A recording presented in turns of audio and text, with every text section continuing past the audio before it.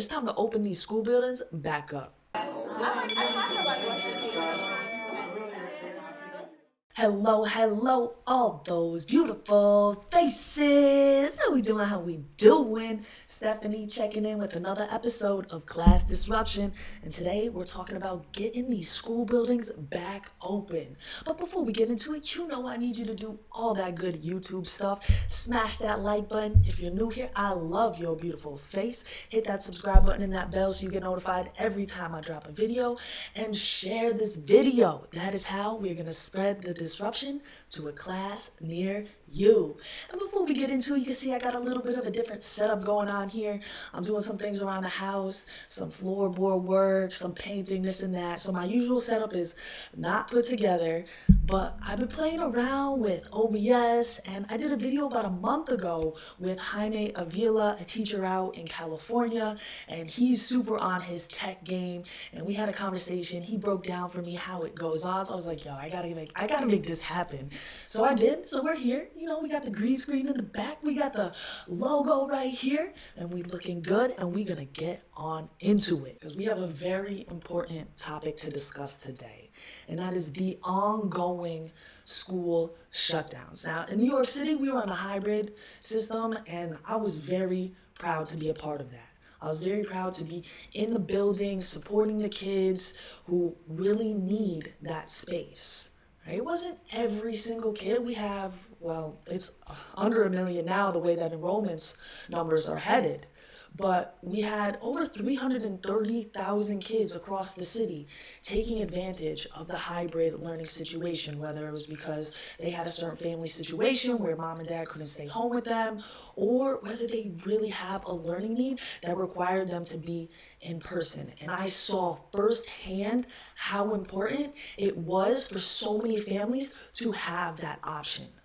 But unfortunately, the city hit a 3% infection rate threshold that they had set back in the summer, and then boom, everything just closed down. And I realized that was the threshold that we set, but we should be able to readjust and say, you know what, maybe that 3% threshold was a little bit low. And really, what does the infection rate have to do with anything other than that's the amount of people who go get tested come up positive? Right? There's so many other more meaningful metrics that we could use, and the one that I think is the most meaningful is resources available. Right? Hospitals, testing center, this is what we should be basing our decisions off. Now, back in March, closing the buildings may or may not have been the right thing to do. In the week leading up to the shutdown, I was growing increasingly nervous. In fact, on March 13th, I took a personal sick day because I was scared. I didn't know what was going on. I was like, let's take a pause. Let's evaluate and see what's going on here. I was tweeting out, flatten the curve, wear your mask, all those types of things. But this isn't March, and this isn't April, and this isn't May. Yes, people are still dying of COVID. But you have to realize there are so many more people suffering in so many more ways because of these lockdowns. And if you can't recognize that, then you're an elitist. You're able to stay in your apartment, have things delivered to you, and continue basically on your normal life, right? Still getting your paycheck. Sitting there, pushing what amounts to basically QAnon level conspiracy theories at this point. It's like, anytime I say anything, it's, oh, you want to kill grandma and grandpa. Like, what? Where did I say that? Right? I said, this is what I said. I said, why is someone who's at the end of their life worth more than someone who's at the beginning of their life? That is what you're advocating for with lockdown policies. We're trading years of kids' lives for people who would have likely died from COVID if schools were closed or not. What I'm saying here is not, let's kill grandma and grandpa. I'm saying, let's strike a balance of the needs of both people. Because it's really easy, right, to see somebody dying and say, well, that's a loss of life. But it is much harder to see that long-term impact and, yes, ultimately, years of lost life on somebody who's much younger. We have to strike a balance here. Let's protect the most vulnerable, definitely, for sure. The oldest, people who have comorbidities and other things that put them at higher risk. But that doesn't mean we have to shut everything down, and definitely not schools first. They should be the last thing. So this tweet really captures what I'm talking about here. We must be able to weigh the small risk of COVID in a classroom with the layers of precaution against the known risks of not being in the classroom for children. And then the article under there says, remote schools leaving children sad and angry. And this is definitely something that I can attest to firsthand. So again, my own experience would be anecdotal, but there's a lot of growing evidence that's compiling these anecdotal stories in a more systematic way. And this is consistently what is being found. The social and emotional health of our children is suffering, not to mention the academics. Now, one of the big counterarguments I've heard to this is, well, school buildings aren't just filled with kids. And to that I say, I am not advocating, nor have I ever advocated for a blanket reopening. I want to see those mitigation efforts, the masking, the social distancing, and of course, let's protect our oldest and most vulnerable teachers. Let's accommodate them so that they can work from home. And I would even say that as long as we can sustain it, we should allow teachers who have family members who are vulnerable to work from home. Unfortunately, from there, I either never get a response or the goalpost gets moved and it's, what about this, some other layer of fear, or it's apparently a dog whistle for anti-union animus. And I guess because they're in solidarity, they have to tag all of their friends so that they can pile on. You know, nothing like a good pile on. I guess my name is Karen, the class disruption. Hey, listen, I will own that all day. Karen, I should change my thing. Karen, the class disruption, matter of fact. I don't get some of the stuff that on Twitter. Like, I try to be nice. I'm sure I fall in and do things that are out of character. But people say mean things on here. And these are supposed to be union people, right? Supposed to be the best supporting teachers. But I'm the Karen. Oh, it cracks me up. So if my centering of children in education policy makes me anti-union, so be it. But I do question the authenticity of teachers' outsized fears. Yes, they say the right things. They say, I want more than anything to be back in the classroom with my students. I hate online learning. It's so much work. Yes, that is what they're saying. But if you look at their actions, it is very clear that their implicit biases, if you will, are incentivizing their fear. Right? A couple weeks ago, a teacher said the quiet part out loud. So the thing is, I hate remote learning, but I love working from home. So you're telling me that the ability to roll out of bed and go to work in your pajamas is not impacting you wanting schools to open back up? Of course, like they would say, you know, even though I like working in my pajamas, I still would much rather be in school. But I just don't think that's so, or at least not with the veracity and urgency that truly centers students. And here's my hot take for this week. I quote tweeted a tweet that said, I'm uncomfortable with some of the union and teacher bashing among those calling for schools to reopen. It's the job of the unions to fight like hell for their members. If the government won't rigorously negotiate, fearing the political power of unions, who's really at fault? And I mean, I think that the politicians are to blame. They should be putting pressure on the unions, right? They definitely are caving to that political pressure, all those votes that they think are guaranteed by giving in to the unions. But as a teacher, I can tell you it's very obvious who wants to go back and who doesn't, right? This is from the teacher perspective, kind of outside of the union, right? So teachers are leaning into the unions to kind of protect them. And maybe there are a bunch of silent, teachers who support reopening, but they're too scared to say so. But to me, right, it's very obvious who wants to go back and who doesn't. And it's the exact same lines there were before the pandemic, right? And me saying the reason they don't want to go back because they're lazy is not bashing, it's true. And now maybe saying they're lazy is a little bit of a broad overgeneralization. Like I said, there probably are a bunch of teachers who, for the exact reasons that you saw before me showing those tweets of getting called Karen or anti-union, are scared to say so. But again, by looking at who's there and who's not, I'm going to guess the majority of those who are not there is for the same reasons that, they weren't there before the pandemic. Not like physically there, of course, but just, I don't want to union or teacher bash, because even a lot of the people who I'm talking about, like, they're my friends. They're people who, they're good teachers.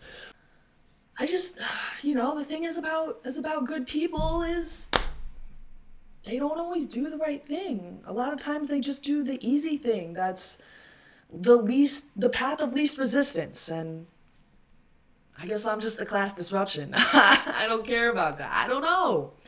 It's super frustrating. And I'm sure there are people who truly are afraid, who truly do need accommodation. And like I said, let's accommodate as many teachers as we can, right? Start with the oldest first, the ones who have the health issues, underlying health issues. Let's get people who have family members who they need to help. Let's try to accommodate them as long as we can sustain it. But ultimately, everybody needs to understand that their personal situation does not trump the needs of a whole system, right? We're talking about individual versus population level where you make policy. And so I want to accommodate people's individual circumstances as much as we can.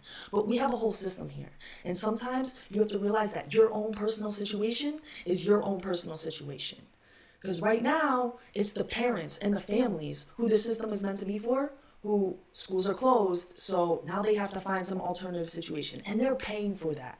And the union has also created options where you can do that. You could take family leave, you can take a sabbatical, there's all these other things, but again, we have to realize the difference between personal situations and population level full system policy and how that's made. And I don't think that enough individuals understand how policy is made on a population level.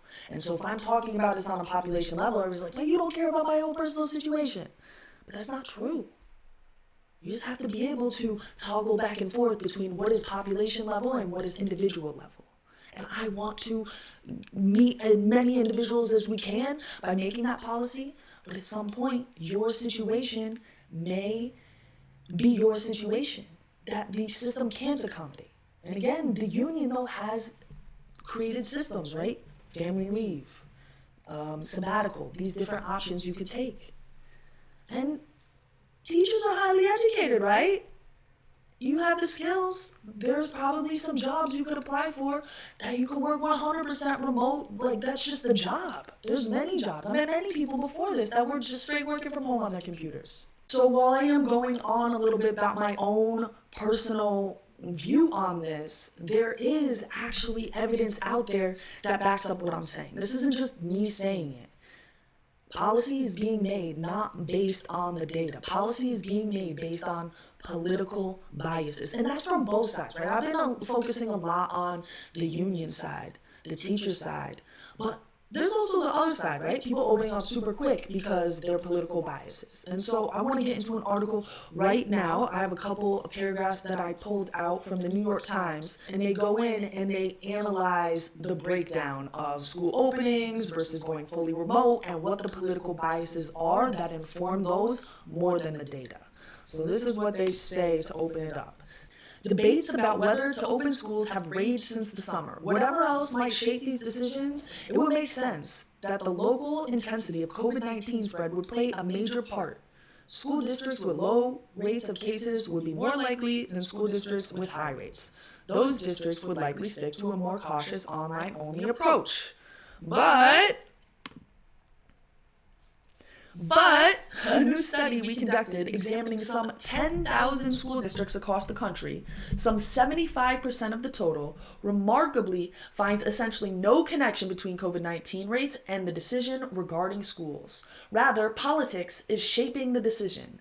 The two main factors that determine whether a school district opened in person were the level of support a district had for Donald Trump in 2016 and the strength of teachers' unions. A third factor, which had a much smaller impact, was the amount of competition a school district faces from private schools, in particular Catholic schools.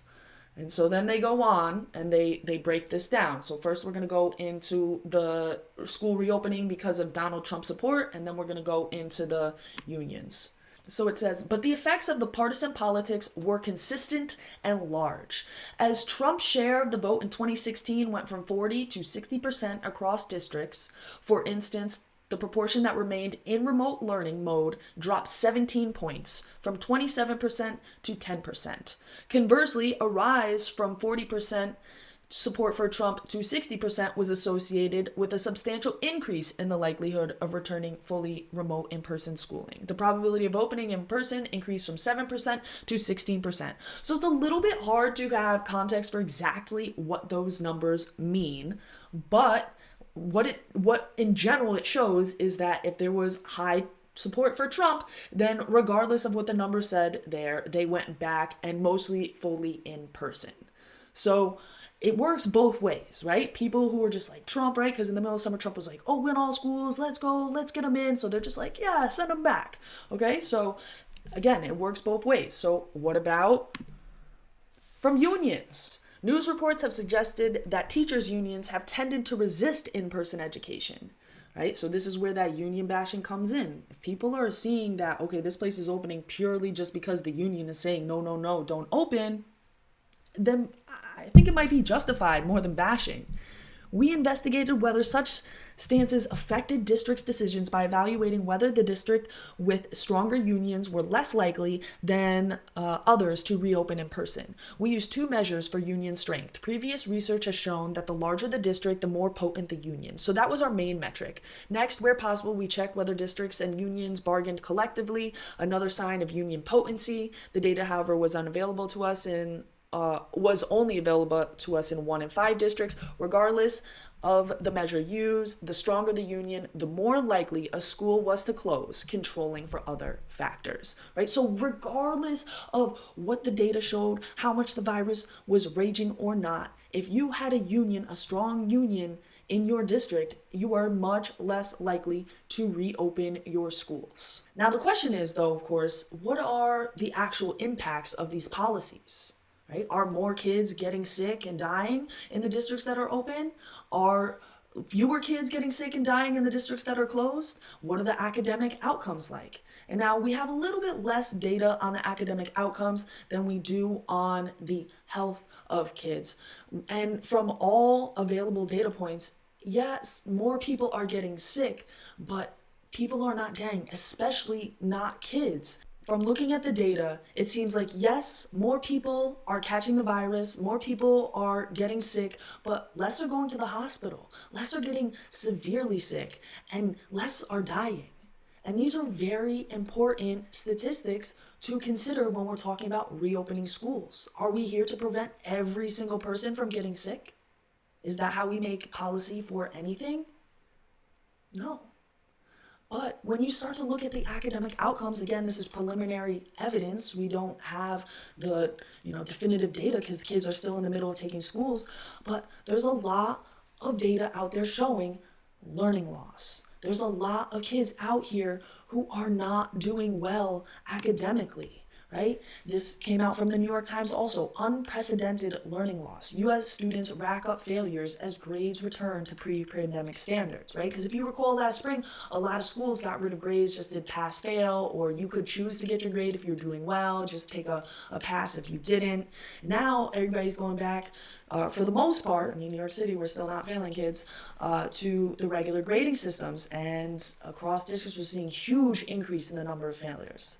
And again, this is something that I personally can attest to. While I do have students who are doing well, who my top students, I have students who were doing well last year, many more students who were doing well last year who are now not doing anywhere near as well as they were doing. Many of whom are failing multiple classes, never failed a class before. And again, from that article that I had shown you earlier, is we are seeing students emotional, mental, we already know the social emotional issues that were going on before this. Now we're having kids basically locked up in their rooms all day staring at a screen.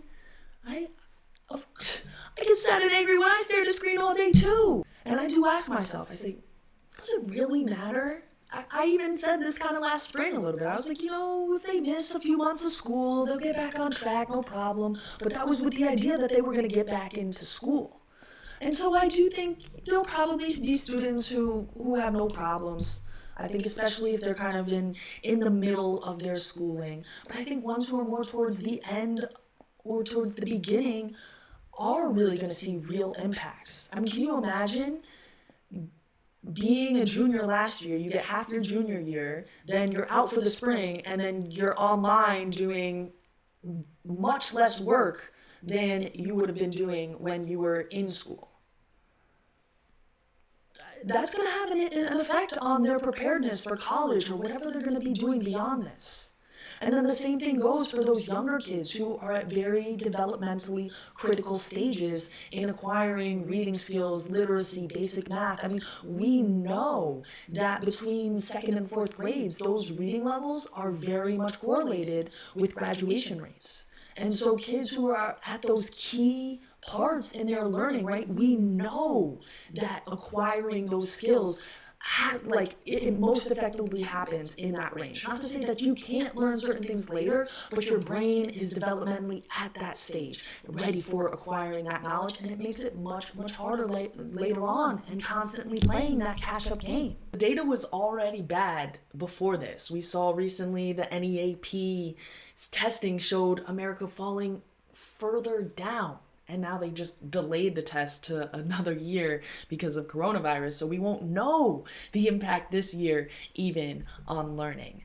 But we already know what happens when kids do not find success in school, who aren't prepared, who don't have their basic skills. We know what happens. And the Brooklyn Borough president reminded us at last week's rally exactly what happens. This is what he said. When you look at the very real numbers, parents, you're going to clearly understand why you are here. 80% of the men and women on Rikers Island don't have a high school diploma or equivalency. That means if you don't educate, you incarcerate. Exactly. If you don't educate, you incarcerate. And so we're real quick to say, the school to prison pipeline. But the minute that we have to take that from the tweet into the streets and actually make it happen, I'm the only one in the street. I'm used to that though. They ain't never want it. They talk real big online, but they don't really want it. So I will say it again. We need to strike a better balance with our policy. Yes, protect the old, protect the vulnerable.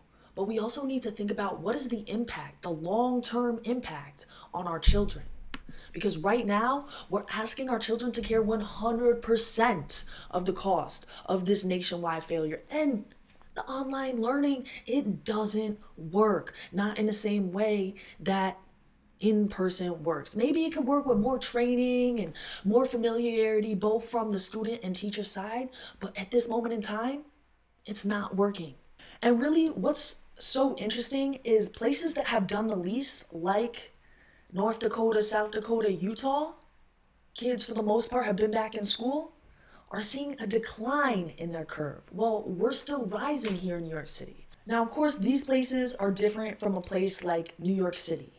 But it really does seem like policy doesn't impact this virus. The virus is going to move how it wants to move. Should we mitigate? Definitely. Should we mask up? Okay, wear the masks. But the heavy hand of the government, is doing nothing but creating more chaos and causing more harm to more people. Perhaps a place like Florida is a little bit of a better comparison, but they have stayed open, and they promised to stay open. The governor said he will not lock down and hurt families who can't afford to shelter in place for 6 weeks, right? They said especially not for a virus that is 99.8% survival rate. One area of concern is assisted living facilities. And this right here, this is the policy that we should be going. Is it great? Is it perfect? No. But of everything that we could possibly be doing, it seems to make the most sense. Protect the old, protect the vulnerable, and let other people do what they need to do while encouraging those mitigating efforts, masking, social distancing, limiting your social gatherings, limiting big gathering, things like that. No, it won't be perfect. No, you can't control every person's behavior. But in the balance between freedom and safety, American values clearly lie with the first. And really, when you look at the data, we're not relatively giving up all that much safety. We're talking about a disease that has somewhere between a 97 and a 99.75% recovery rate. I found that according to WebMD. So it looks like DeSantis conveniently, rounded up on that 99.75 to 99.8. But depending on your age, depending on your health, is going to be somewhere between 97 and 98.75 recovery rate, right? And those being younger and healthier having the even higher recovery rate. And so we need to start putting these numbers into perspective, because they have that coronavirus ticker going on your computer screen or your TV screen all day. Tick, another one, tick, another one, tick, another one. But they don't put that up against any other numbers to give you any sort of comparison or context for what this means. So let's take a look at some numbers and get some of that. So I pulled up these numbers from the CDC, and you can see here we have the age groups, we have all the deaths that involve COVID, and then you have all deaths from everything. And so you can see, since COVID has been starting to count, 2.5 million people have died overall from everything. Of those 2.5 million, about 250,000 have been from COVID. So when we look down at the ages, we're talking about under 1 year old, there's been 29 deaths. 1 to 4, 16 deaths. 5 to 14, 42 deaths. 15 to 24, 428 deaths. In comparison, look how many kids have died of other things from this, right? Accidents, other health issues, right? In comparison, 14,500. 1 to 4 years old, we had 2,700. So again, nobody wants to see any death anywhere. And I'm not trying to trivialize things down to numbers, but you need some context as for, okay, yeah, there's a lot of people dying from coronavirus, and I want to do everything I can to prevent that. But there's people who die from a lot of other things every single day. And yes, the numbers do go up as people get older, right? You can see 35 to 44, we've had over 4,500 deaths, and then it really jumps up once we get into the 45 range, and then 55, 65. It goes way up, but still, in comparison to what people are dying from, other causes, it's pretty minuscule. And again, I'm not trying to trivialize or say it's not a big deal. Like, we don't want extra people dying that don't have to die, of course. But again, this is just to build perspective so that you can understand your own individual risk and the risk of other people. Another thing that we should look at is, okay, so if that's my risk, what does that really mean? Let me make this a little bit smaller again for us. So it says that healthy under 50, you're more likely to die from a car accident or an injury than COVID-19. So I am more likely to die driving to work than I am from catching coronavirus in the building, right? That's if you're under 50, which most teachers are. And I want to protect our older teachers. So let's get them working from home. Let's figure that out. Some other points here would be that 80% of people who died from coronavirus, and I think it might even be higher than that in the United States. This is from Daily Mail, so this is a UK publication. And then he said for people who are under 25, the risk is lower than falling victim to flu or pneumonia. And I looked up the data in the United States, less than 200 people, it was like 188 was the high number, kids, not people, less than 200 kids die a year from pneumonia or flu, and on the lower end, it's more like 40. And you can see when we said before, that's basically the range that we're in right now for coronavirus. So again, yeah, of course, now we have flu and coronavirus on top of each other, but we got to put these things into context for what does that really mean for people's risks in the short term compared to what we are potentially doing long term to people's success, to, deaths of despair. That's another thing that I've been seeing. Deaths of despair have been going way up. And this data that I was looking at was from 2018 because we don't have the more recent data. But for the youngest kids and especially for like middle-aged men, suicide, depression, these things are all going up. And being isolated, locked away in your house, what do you think that drives people to do? Really put into perspective what the real risks are here. Because you're calling for schools to be shut and for you to be able to stay in your house. But for you to stay in your house, that means that people still have to be out in the world to bring you groceries, right? To pick up your trash.